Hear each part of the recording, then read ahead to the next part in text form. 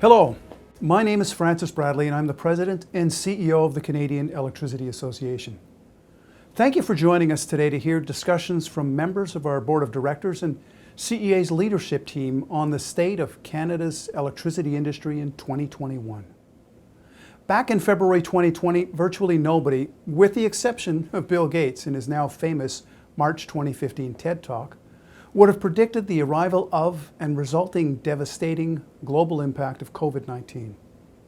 Much has been written about the pandemic, how it laid bare the fragility of global supply chains. It demonstrated how unprepared society is for a sustained emergency, and that there are limits to the surge capacity in our healthcare system. The pandemic also showed the resilience of our critical infrastructure. La pandémie a fait couler beaucoup d'encre. Il a été question de la façon dont elle a exposé la fragilité des chaînes d'approvisionnement mondiales.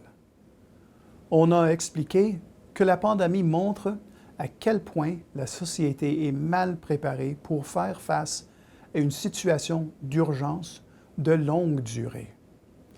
On a aussi dit qu'elle met en évidence les limites de la capacité de notre système de santé à répondre à une demande de pointe. Mais la pandémie a aussi fait ressortir la résilience de nos infrastructures essentielles. The economic impact on businesses and individuals due to the economic downturn was also unprecedented. Shuttered businesses and rising unemployment impacted electricity customers' ability to meet their commitments. As the snow melted, overdue utility bills led to a rise in deferrals and past due customers. In some jurisdictions, programs were introduced to ease the pressure on customers, but in some cases, this simply transferred the cash flow pressure from the customer to the LDCs. While initially praised by commentators for its response to COVID-19, the federal government's signals about its priorities in the fall and winter became increasingly opaque, with suggestions that priorities should be placed upon a green recovery, on fiscal prudence, or on preparing for subsequent waves of the pandemic.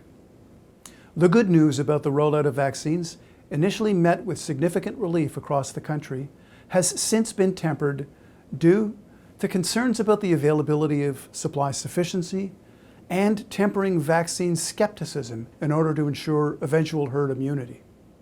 Our government was focused for much of 2020 on the pandemic, but moved at the end of the year on two pieces of legislation key to our sector: net zero GHG emissions by 2050 and implementing the recommendations of the United Nations Declaration on the Rights of Indigenous Peoples.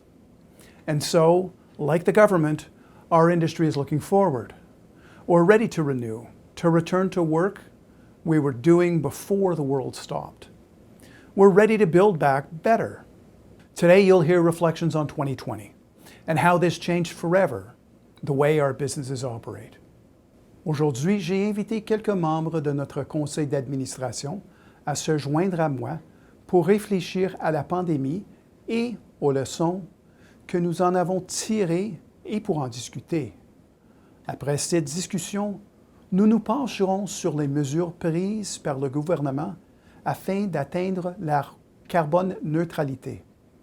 Nous analyserons aussi le contexte réglementaire au début de 2021, l'effectif du secteur de l'électricité et l'évolution de la clientèle au Canada.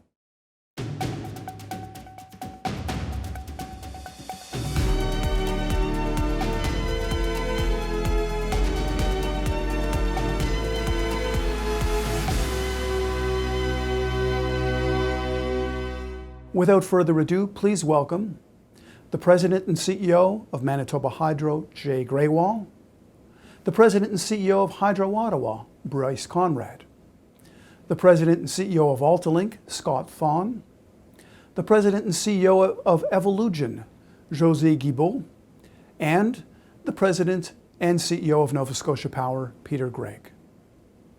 In March of 2020, when Canada went into lockdown, what were some of the immediate steps that you took as an electricity company to balance your business objectives with employee safety?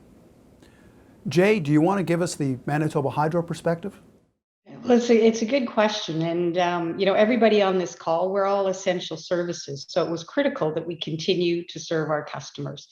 The biggest impact that it had was 2/3 of our 5,400 employees moved to a model of working remotely, and 1/3 are still active in the field and with the support services that they need.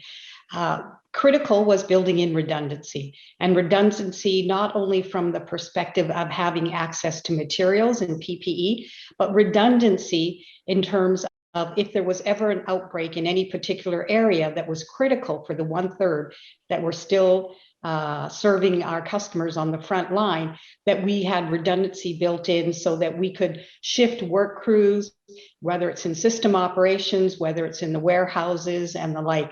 The one thing I think that's unique about Manitoba Hydro is we're in a major capital build, an $8.7 billion project in the north, a new generating station, and we had to bring in amazing numerous levels of protocols to be able to ensure that we continued to advance this project, because every day we would lose on productivity would just increase the cost more. So a lot of work that was done on that side with public health to ensure we kept that project going forward. We kept our employees there safe.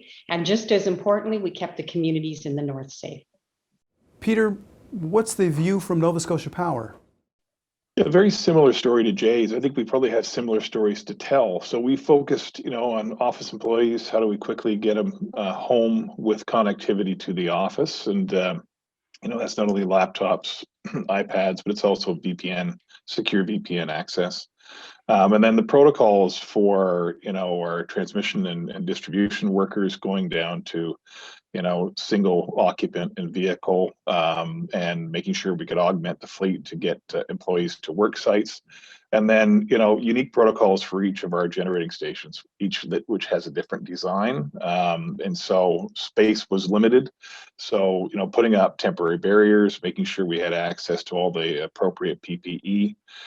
So we did all of that. And I think the other important piece too is that as we sent employees home, it's important that you connect with those employees on a regular basis. So frequent town halls, giving updates on how the business is doing. And, just having an opportunity for employees to check in too was really, really important. And the last thing I'd mentioned, with the increased connectivity with people distributed remotely, certain amount of work to make sure we had a secure network, secure system, because cybersecurity is always a bit of a threat to all of us in the utility business. So making sure we had a secure network for everybody to connect to. Josée, qu'est-ce que vous avez vu de Evolugen? Oui, effectivement, mais comme les autres, on est allé rapidement à la maison pour la majorité de nos employés, évidemment ceux au bureau. Connectivité très, très importante, mais aussi pour nos opérations, c'était de séparer notre système de contrôle, le centre de contrôle, et de séparer davantage les individus pour qu'ils puissent opérer de façon sécuritaire. On a créé aussi un nouveau backup à un autre centre dans nos opérations en Ontario, nord d'Ontario, pour venir en aide si jamais il y avait eu une éclosion dans notre centre de contrôle.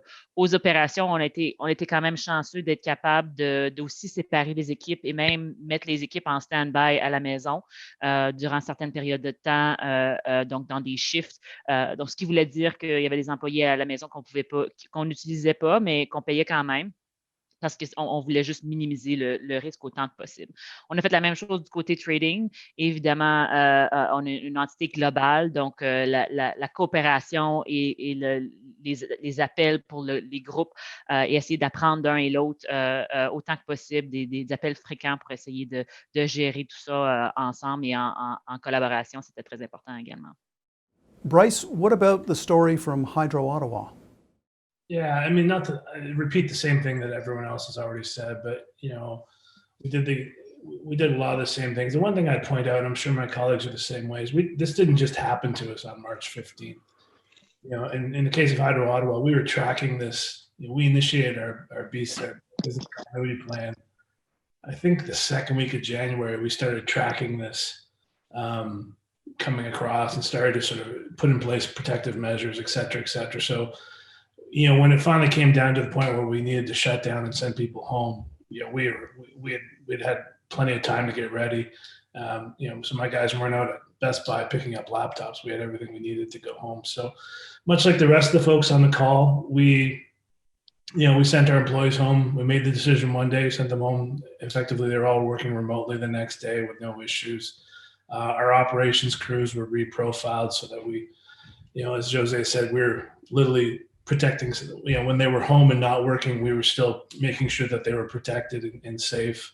Our control center, obviously, kind of the mothership, concentric circles of defense, whereas people used to be able to wander up into the control center, you had to get through some pretty tight security to get there. I think there's myself and 3 other people that could get into that room when we locked it down. So, and that's still in effect today.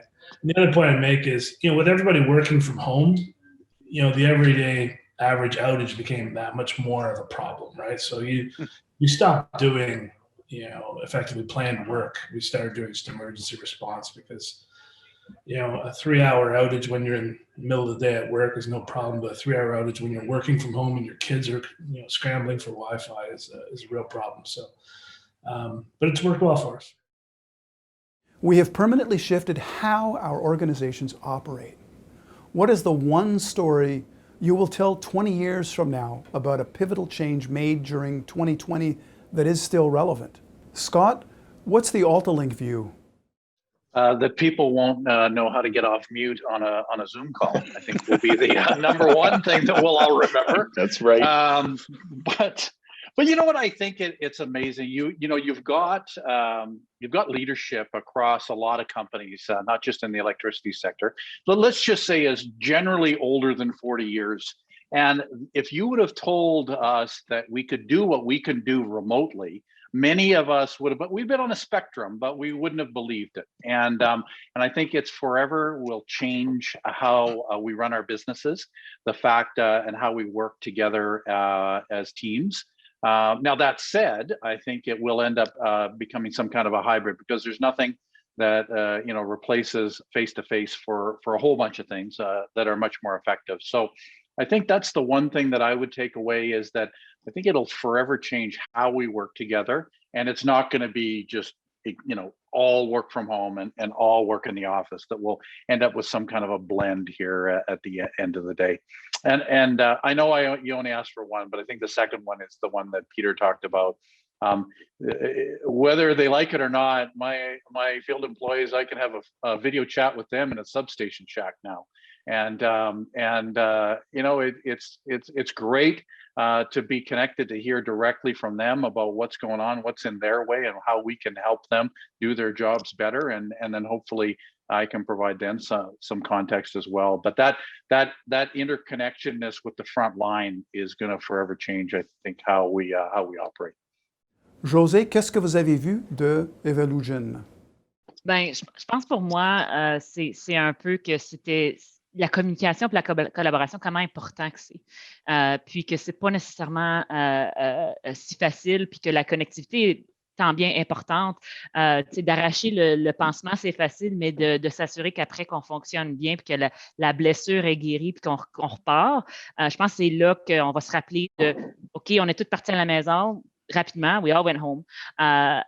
Rapidement, ça a très bien été, mais le retour, puis le retour de façon sécuritaire, puis la communication avec nos employés, d'assurer qu'on communique avec eux et qu'on regagne, je pense qu'il y en a d'autres qui l'ont mentionné un peu, qu'on regagne les conversations au water cooler, l'innovation, les conversations, que ce soit de réfléchir à des différentes façons de communiquer avec nos opérations. On a des lunettes maintenant avec des vidéos dedans, ou même s'assurer que le flot d'idées continue à avancer. Puis ça, c'est quelque chose que on est encore en train de déterminer.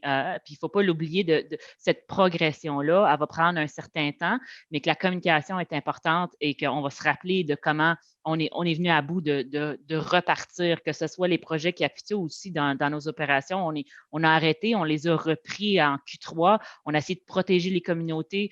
Encore, c'est quelque chose qu'on va se rappeler de la communication est importante, la collaboration est importante, puis comment repartir. Bryce, what about the story from Hydro Ottawa? Yeah, well, like Scott, I'm gonna pick two. So the good and the bad. The bad is we just built a brand new state-of-the-art facility that is entirely oriented towards collaboration spaces, open areas, and kitchenettes and modules and pods and all that crap that Google likes and wants. And of course, it's exactly what you don't want in the event of a pandemic. So. So hopefully we get back to some sense of normal and we stop using Zoom and I can actually get back to using those sorts of things. But in all honesty, much like Scott said, I think it's about we've changed the way we work, and I think that's going to be a permanent structure. Whether we're working remotely or we're working in a hybrid fashion, the idea that your employees are able to work anywhere, anytime using these devices, the nature of work has changed. So I think that's something that will be a permanent. As we work to build back better, what is one thing that the pandemic will change for the electricity sector? Peter, what's the view from Nova Scotia Power? It's going to accelerate a change that's already been in action, I think, and it's really towards the decarbonization goal. Certainly in Atlantic Canada, that's a huge focus for us. We still burn coal. And we want to get off that. There's an opportunity, I think, with some government funding to assist to accelerate that transition to cleaner sources. So I think that's definitely a focus for us. And I think for all utilities, as you see that decarbonization hit different sectors too, it's going to hit the transportation sector and accelerate. It's going to hit the building sector with a higher price on carbon. It's going to have that effect across the gamut. And so I think that's an opportunity for companies like ours as we see load growth, we see different ways of serving our customers. So I think just to sum it up, it's really an acceleration of forces that were already in play. Jay, do you want to give us the Manitoba Hydro perspective? I would agree with Peter that the economic stimulus attached to policy that we see the feds now moving forward with, and the billions of dollars behind it, is only going to accelerate the pace of change. What I do think is different, though, is what we've all learned as we've worked through the pandemic, which has been almost a year now, is how agile we can be and how quickly we can respond to external factors that impact our business. So I think the positive out of this is that we've learned how agile we can be. And for us, we learned that it's not something you structure big and then wait and build it all out and then you go execute. You engage your employees in it, you give the parameters, they know how to go get it done. And it was our employees that got us to a place where we ensured reliability and safety for our public and our employees, because they went and figured it out. It wasn't a top down, and it was and that is going to be critical in an environment where we need to be agile. So we're learning to actually empower and trust our employees more, which I believe is going to be even more important in the evolving energy landscape that we're all going to be facing. Scott, what's the AltaLink view? Well, what I might pick up on both Peter and Jay a little bit, and just say that I think that the Build Back Better is going to be around our cybersecurity piece. We are going to be much more. We know that we can work much more remotely, and we're going to want to continue to do that. And we'll get this. We need to build out that infrastructure so that we can work that way quite safely, because we're going to really want to do it. And to Jay's point, we've learned that we can be very agile in that, and that's going to be absolutely required as we move forward, whether it's changes in carbon policy or whatever's ahead of us. We know we can do it, but our big Achilles heel of working in this way is going to be cybersecurity. So I think we're going to, when we're talking about building back better, we're going to have a lot more attention on that than we might have in the past, as we try to really make sure that is robust and can do all the things that we know it can do. Josée, what are perspectives from Evolugen? On the agility side, I think also some of the benefit that we have in being able to invest in multiple products is the agility that we'll have to be able to invest in things that will stimulate also that electricity sector. And with the decarbonization that others have highlighted, the flexibility of being able to invest in green hydrogen and the electrolyzers that will produce that, or other biofuels or other products that will need the green electricity that we're producing. It's that widening of the scope of what we can invest in and how we can continue to stimulate the electricity needs of the electricity sector. Thank you to our CEOs for taking the time to reflect on 2020. Your insight is always valued. And now, I want to turn things over to two members of CEA's leadership team, Michael Powell, Vice President of Government Relations, and Julia Muggeridge, Vice President of Marketing and Communications, to discuss the government's movement towards Net Zero 2050. And thank you to Oracle Utilities for sponsoring this discussion.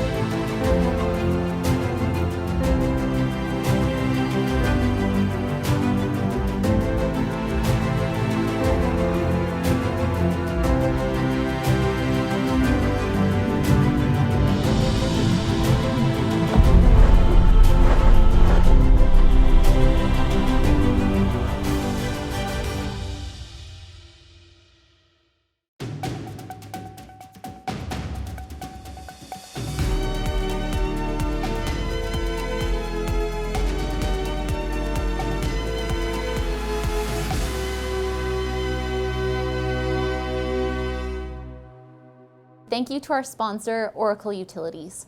Oracle helps utilities worldwide prepare for a sustainable, affordable energy and water future.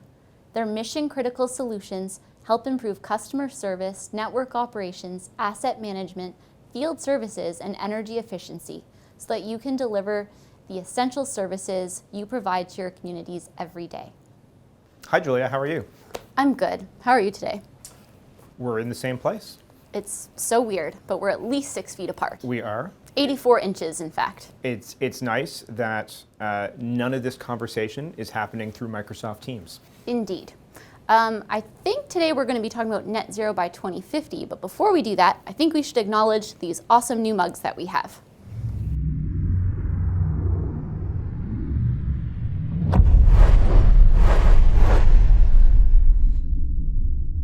It is our 130th anniversary this year. We thought it would be neat to announce it during this video. Yeah, it's pretty cool.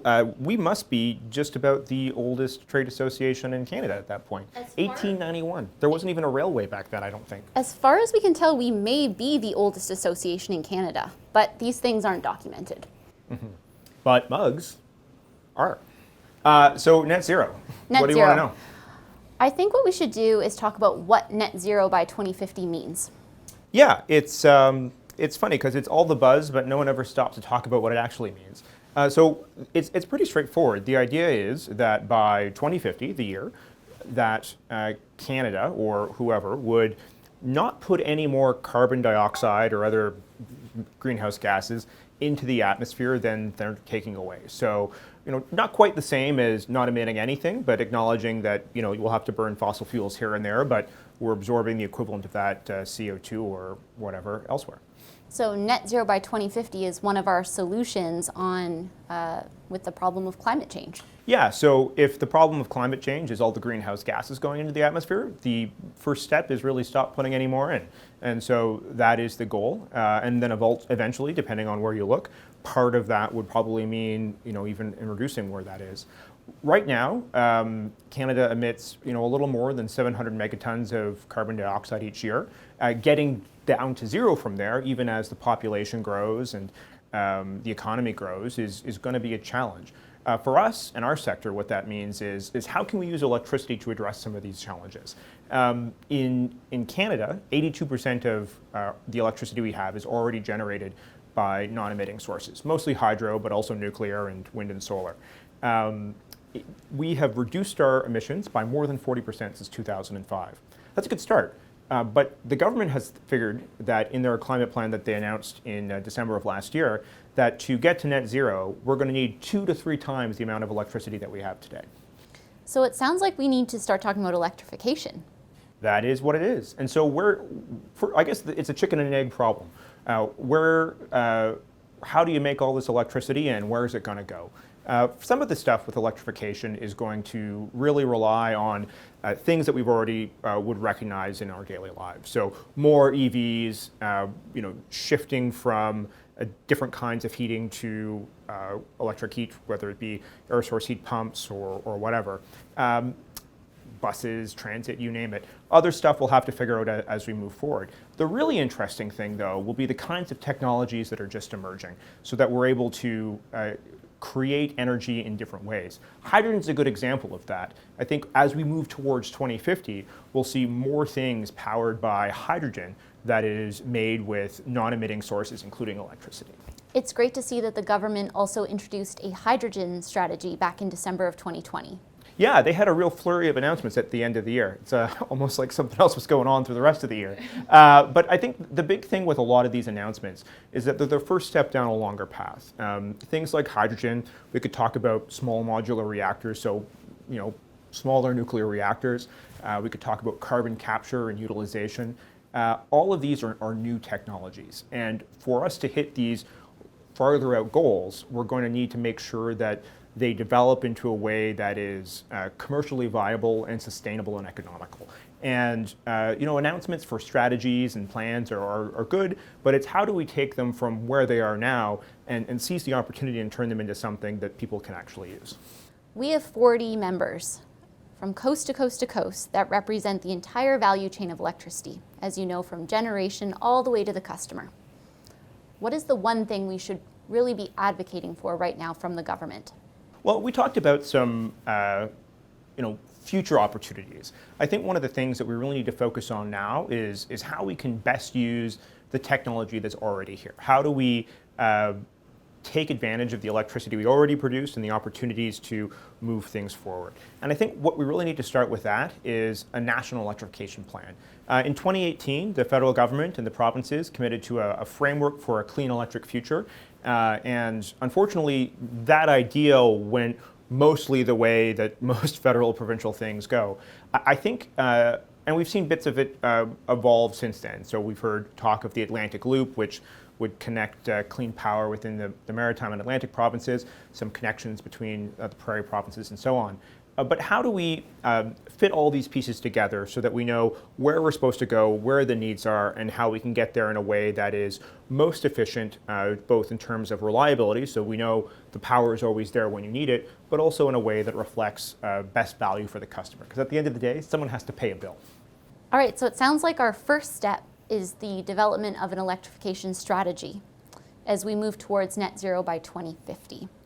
What are the hazards or risks that we need to be paying attention to as we move in this direction? Yeah, I think one of the things that we really have to focus on is getting stuff built. And it's hard to build things in Canada. It's hard to build things anywhere.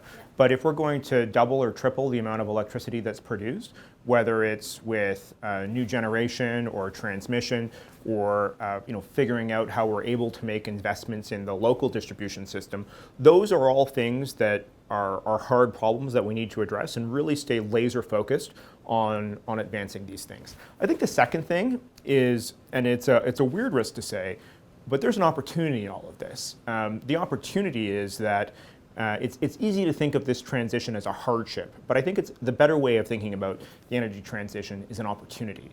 That the way all of us live our lives and the way our economy is structured is going to shift over the course of the next 30 years. If you think back to 1990 versus today, the way we use technology and the kind of things we did are dramatically different. That's the same sort of thing that we're looking forward 30 years for.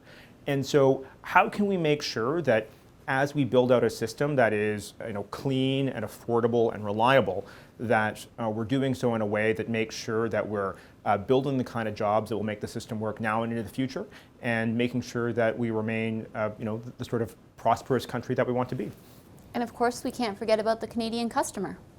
We can't. That's the first thing that comes from it all. You know, in our sector, we have, 80,000 jobs or 88,000 jobs, but the multiplier on those jobs is literally everyone else in the economy. And you can't do much in this country without electricity. And so making sure that we provide a commodity that is there and affordable will mean that Canadians are safe and secure into the future. And I think that sets us up really nicely for our next discussion on the customer, which we're going to hear about shortly. Awesome. And so, Mike, happy anniversary. Happy anniversary. Good to see you in person. Cheers. Cheers. Thank you, Michael and Julia. 2021 will certainly be an important year as we continue to carve out electricity's role in a net zero future.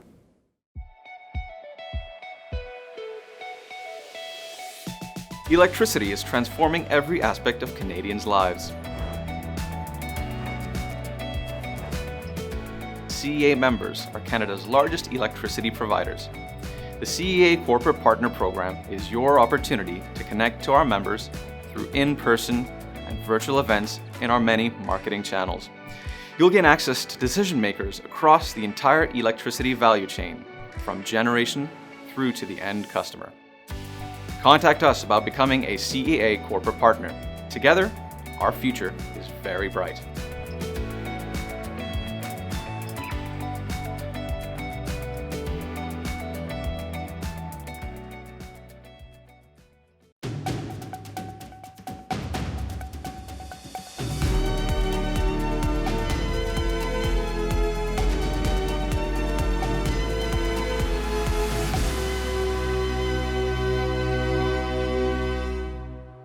Canada is moving to decarbonize the economy, and energy companies need to respond.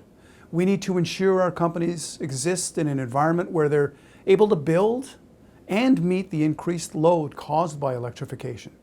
As well, the Canadian customer is changing and expects more choice and flexibility beyond the meter.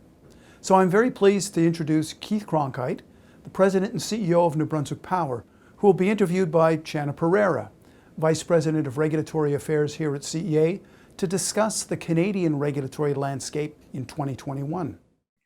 Joining me to talk about the state of the electricity industry and how it is regulated is Keith Cronkhite, President and CEO of NB Power. Thanks for joining, Keith. Morning, Channa. Pleased to be here with you today. Great. Let's start with the state of the industry. We have seen unprecedented transformation of the electricity industry over the last decade, from growing in renewables to advancements in communication technologies. Change has been relentless. Keith, can you provide a sense of what are the game changes we can anticipate in the decade ahead? Thanks, Channa. I agree. I believe the industry has seen, the amount of change in the last 10 years. We haven't seen that degree of change probably in the previous 30 or 40 years, quite frankly. So it is significant.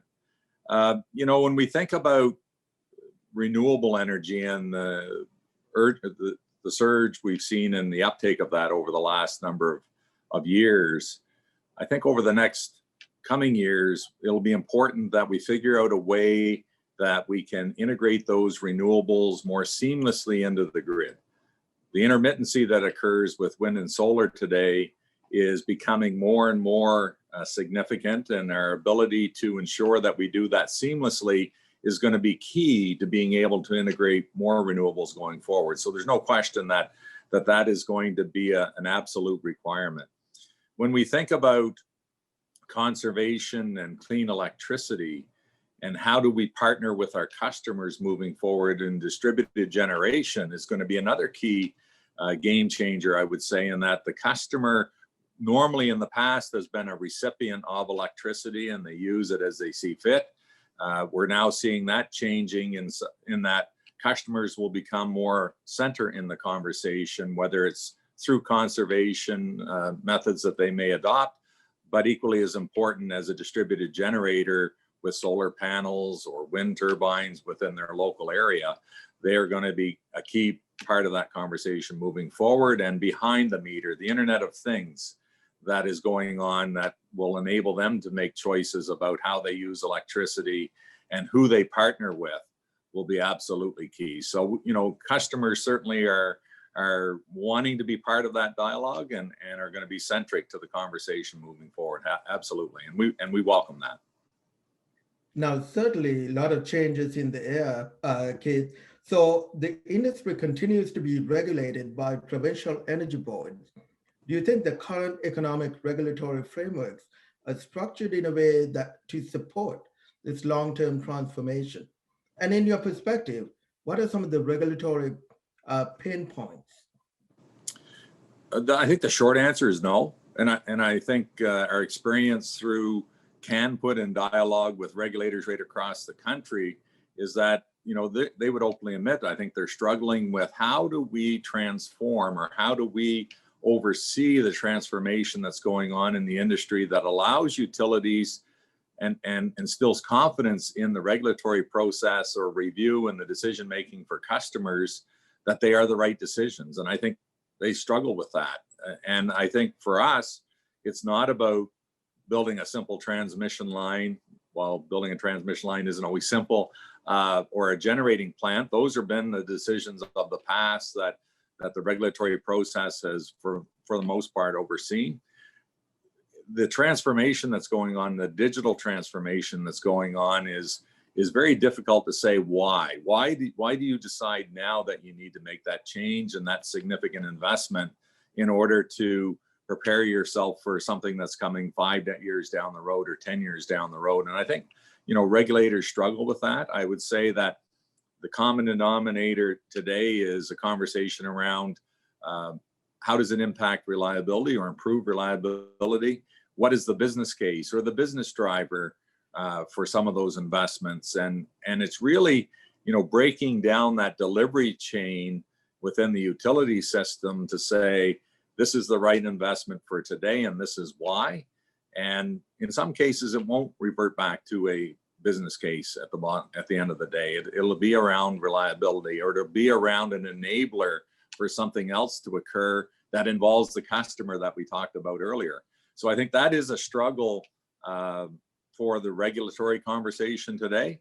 And I think the other part is, you know, should the utility make those investments, or should the private sector make some of those investments?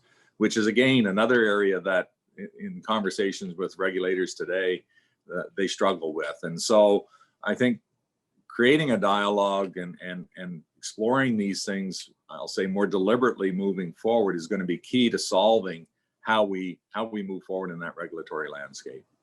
Mm-hmm. Now, Keith, what changes do you think then must be introduced to ensure the regulatory systems respond to the changing needs of the industry? I would say that a common denominator is that we need to modernize the regulatory system. And that's not only in our jurisdictions, that's really right across the country. Regulatory systems tend to be driven by legislation. Legislation tends to be prescriptive. And as we move into this environment, when there's less certainty or less known about what our future holds, a prescriptive legislation typically will not work. So trying to future-proof some of that legislation that regulators rely on and creating a bit more flexibility in that will be important. I also think that, you know, from local government's perspective or provincial government's perspective, policy direction that provides utilities room to maneuver is going to be important. That is coupled with that. So not getting overly prescriptive in the legislation framework, I think, is a start, and providing I'll say a throttling, if you will, or tweaking from time to time through policy direction that is coupled with that. I think we'll get a better solution at the end of the day. I find today we're quite rigid in our process, and as a result of that, the ability to make change is hindered. The time it takes to make change is impacted. And as a result, we're not meeting the needs of customers, and they'll go about and make their own decisions outside of that framework that has an impact on the overall system, and it has an impact on the utilities today. So going back again to that conversation with the customer is going to be key. Great. Thank you so much, Keith. That's all the time we have. Thank you, Channa. Appreciate the opportunity. Have a safe day. Thank you.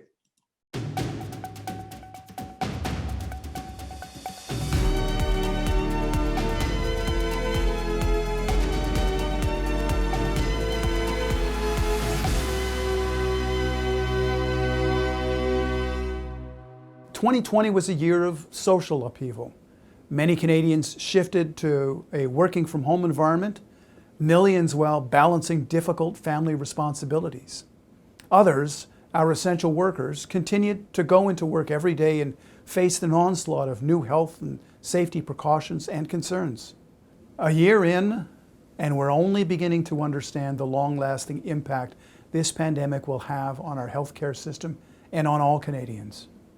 Our final discussion of the day will be between our Director of Government Affairs, Leah Michalopulos, Director of Customer Counsel, Dominique, and the President and CEO of Electricity HR Canada, Branigan. Together, they will evaluate the impact of 2020 on our electricity customer and on our workforce.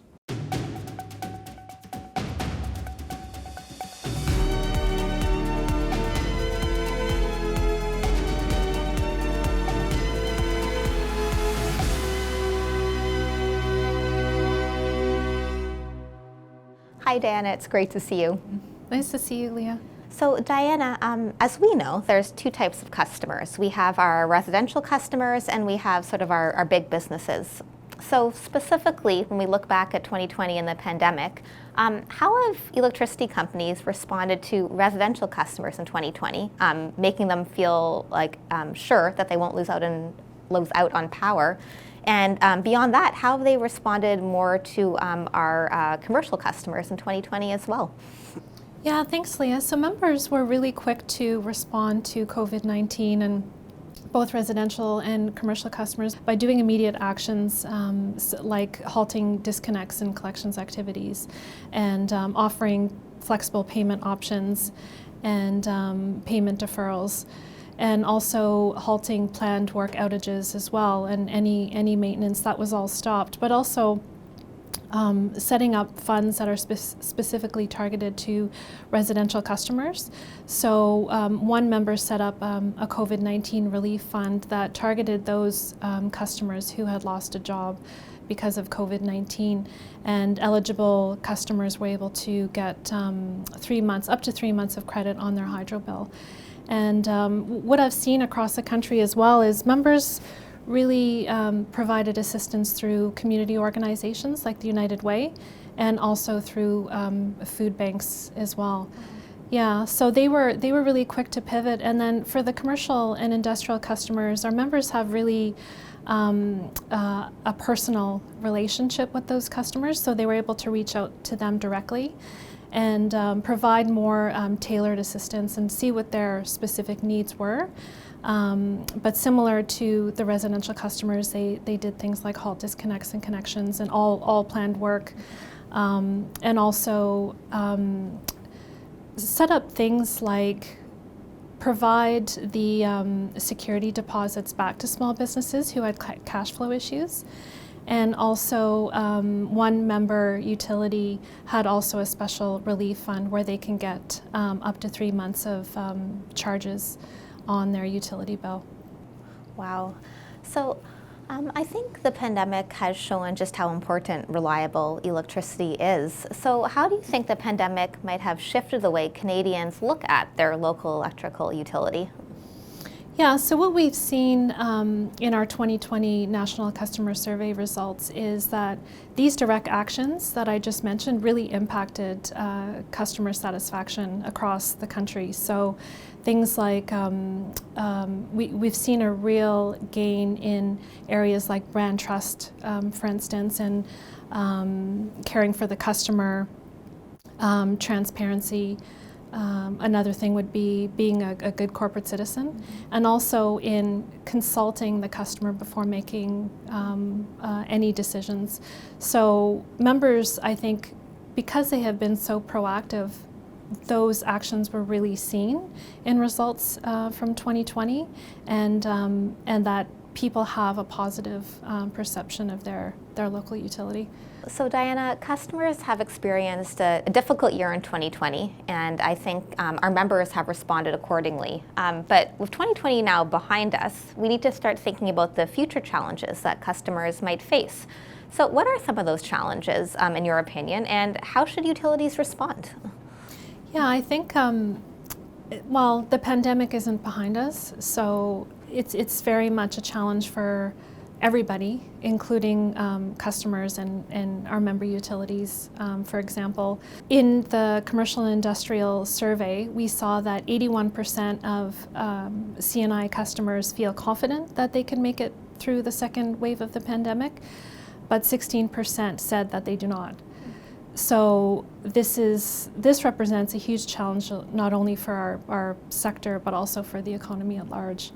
And against that backdrop, we have the carbon tax, we have net zero by 2050 that's being legislated by the government.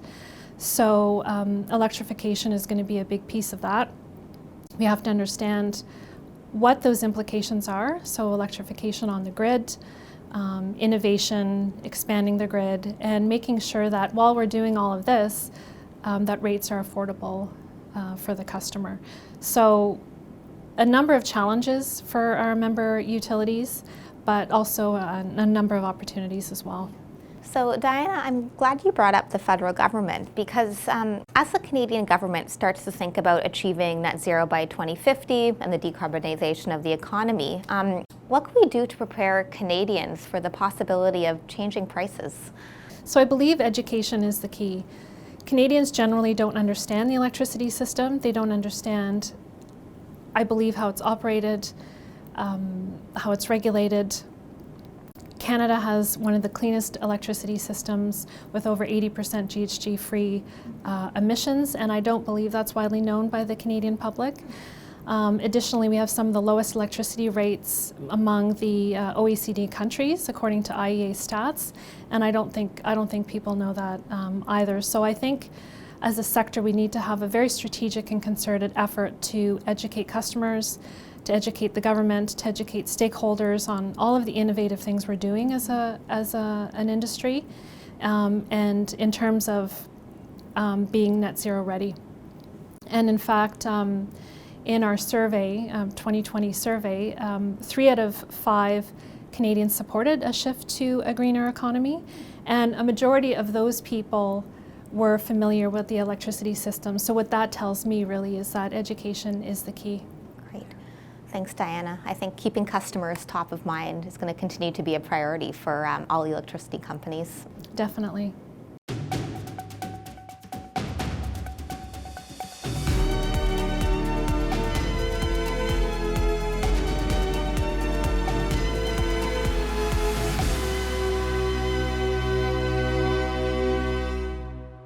Hi, Michelle. Hi, Leah. Thanks for having me. Yeah, I'm glad to have you here. So this has been a turbulent year for every workplace, and I think our employees have had 2 main types of challenges. I think first, we've had the group of employees who have shifted, well, quite suddenly and for long term from working from home. And second, we've had the large portion of our workforce that has had to continue to go into work to ensure reliable power for Canadians. So how did electricity companies ensure the safety of both these types of workers during COVID-19? Well, I think our industry has been terribly resilient, and I think part and parcel of that is the culture, of course, because safety has always been such a tremendous focus for every employee working at whatever location, whether it's generation, distribution, transmission, whatever it may be. And so we've always had that storm mentality to a certain extent. So a lot of our utilities and our employers really were prepared to a certain extent for what happened. And a lot of organizations had good business continuity plans in place, and some companies, of course, were prepared as they had seen SARS a number of years ago. And some organizations actually had pandemic preparedness plans, but I don't think that anybody foresaw the challenges that we see. We're here today, we're almost 11 months past the beginning of the pandemic, as it were, and so we still have many people working from home and all of the things that go with that. So we've been well prepared, but yes, lots of challenges. So when you think about those 2 cohorts that you mentioned, thousands of workers working from home pretty much overnight. There's 2 different things there. Less of a concern from a physicality perspective, more concerns about mental health, for example, right? So because people are having to work with, challenges, working with children at the table, or worried about parents and worried about staying safe themselves. So we've seen a lot of effort and a lot of work done by employers to support employees in that area. And then for our essential critical workers, those who are still in the field, in the control room, day in, day out, power is 365, 24/7, so we need to make sure that we have the folks there. They have been, unsung heroes, and we've seen our employers do a lot of great things, whether it was plexiglass in the middle of the car to make sure that they're getting to the work site safely, even to renting RVs and hotel rooms for employees who had to go in to make sure that they were safe, and putting people into cohorts or bubbles that worked in teams. There were so many different things that we saw companies do to make sure that people were safe at every different stage of their workday. That's great. I think the word resilient was so key during this whole pandemic. That's great. So just as a follow-up for this question, so you kind of noted that we could have never really seen the big challenges of COVID coming. So how do organizations prepare for challenges like COVID? And how does being flexible in the workplace sort of help solve these challenges that might come? I think it's all about being deliberate, being flexible.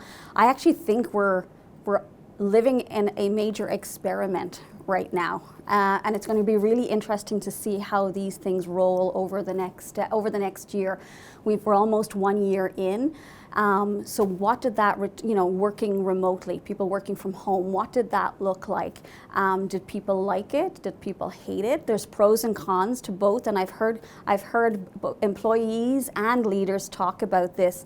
For many people, they loved not having to commute. They loved not having to travel every day, whether it was 1 hour or 2 hours to get to work. For many, they missed the camaraderie, the communications, the opportunity to have those sort of sharing of knowledge moments, even the whiteboarding on a day-to-day basis. So I think leaders will really need to look at what has happened over this last 11 months. How have their organizations functioned? And what is the future of work going to look like going forward? I have to say, I do believe that the death of the office, I think that has been a little bit exaggerated. I do think we will get back to some semblance of normality. I think everything has gone electronic. Digitalization of policies and processes have been underway at all our employers. Some of those things will stay, they will remain, but I think many others are going to change the way that we work going forward. It's going to be a fascinating time. I think it really has accelerated that whole debate about the future of work by at least a decade. That is going to make a difference for employers who are looking to attract talent and who perhaps don't want to consider a hybrid working model. As an example, they want everybody back in the office. Well, some people may decide that that's not for them, and so they may not decide to continue working within that type of environment. So these are the types of things that employers are going to need to look at as they look at that workforce and what that workplace looks like going forward. So I'm glad you brought up attracting top talent because I know that the electricity sector, going forward, you want the best talent, right? So how do you think tying things like ED&I and gender diversity help with getting the best people into our sector? Well, I think at this stage we all know the business case for why we should be undertaking DEI initiatives and looking to ensure that we have the best people working in our workplaces. It has to be a very conscious decision by leaders to ensure that they are actually making time for this type of work, because until there's a sense of urgency and prioritization around the need to put in place DEI initiatives and practices that will really ensure that you have an inclusive workforce, we're not going to see change happen. You know, there's been lots of talk about this for decade after decade after decade, and we know that our Canadian electricity industry does not represent the Canadian population in the way that we would like it to. We have a lot of work and a lot of catching up to do, but it is absolutely doable. And if you think about wanting to be an employer of choice, and of course, you know, everyone wants to be an employer of choice, we need to look at attracting the best talent. We are going to have to compete with every other industry in Canada. We know the demographics. We know that there's not enough people coming through. We know that we're going to be competing for talent. So we need to do a better story. Employers need to tell a better story of what it is that they value within their organization and in their business. So they need to be very cognizant of looking at their board, looking at their annual report. Does that reflect? Do you have women? Do you have Indigenous people? Do you have people of color represented in your industry? If you don't, why would you expect that a young person is going to actually want to work for you? And young people are paying attention to these types of things right now. People want to work where they feel like they can make a difference, and they want to work in an organization that they respect and that they feel is also making a difference and living their values as well. So it's really important, and it's not rocket science. It's not a difficult thing to do, but again, it needs to be a conscious decision. And I think we need to put in place, there needs to be accountability for making that happen. Well, it sounds like there are some challenges ahead, but it sounds like the sector is well suited to take those on, especially as we showed how we could take on COVID-19. So that's great. Yes, it's a great industry to work in. We have challenges. We have work to do, but I think there's a real momentum there. You know, you mentioned from a societal perspective, Black Lives Matters. All of these things that are happening. I think they're an inflection point almost for us as a society, and so we really need to take advantage of what's going on to really make that change happen. It's not good enough to pay lip service to it and then start sliding backwards, but there are great things being underway right now by our employers. We see this every day. Great examples of things being done, great allies, great champions, people supporting each other. And that's what's always fun about working in this sector, is that people are really passionate about it. I've never seen an industry, I haven't worked in an industry where I've seen such passion for what people do. They're very proud of what they do. And sharing ideas, sharing best practices, I think that is what's going to propel us forward, so that over time, we're not even having to have a conversation about DEI and the need to ensure that we have, all underrepresented groups with a seat at the table. Well, that's great. Thank you so much, Michelle. You're very welcome, Leah. As you can appreciate from today's conversations, 2020 will forever be an important part of our history. We need to take these lessons as a sector, realize our vulnerabilities, and ensure our preparedness. We will build back better. This sector will continue to provide safe, reliable, and affordable electricity to Canadians, and will be essential to Canada's movement towards a low-carbon economy. Thank you to our sponsors, Electricity HR Canada and Oracle Utilities, and thank you for tuning in to the 2021 State of the Canadian Electricity Industry.